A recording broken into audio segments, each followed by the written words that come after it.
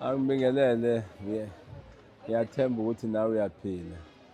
Namhlanje nomkhulu oyingcwele wasebuhleni la kukhona khona inkosi enkulu uNyazi lwezulu njengoba namhlanje uNkulunkulu ethe uyawuvala umhlangano wakhe kaJulayi ka-2025.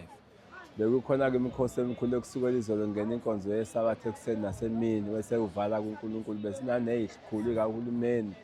Namhlanje wamemezela uNkulunkulu izolo ukuthi kumgido abantu banje ubona nje manje uNkulunkulu phezulu yobusisa imgido yintombi neyinsizwa namakhosikazi. Kade-ke thina-ke sila enzansi-ke iy'nsizwa zomhlaba wonke ngomthetho lapha ekhaya kuhlangana iy'nsizwa ka-25 intombi ka-25 nensizwa ka-23 kuganwane kulotsholwe.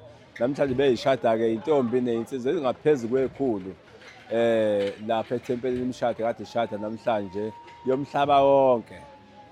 I-South Africa wonke jikelele uShembe unqobile umhlaba kwenzeka izinto ezinhle kade zenze ubona nje kuphithizela kunje nomsebenzi kaNkulunkulu kade sesicela uNkulunkulu ukuthi iy'busa siphe zona ongathi ngangesale endlini uShembe akayithatha ayitshala emakhaya zibe ukuphila kuthina nabantwana bethu kuphile ne-Afrika yonke.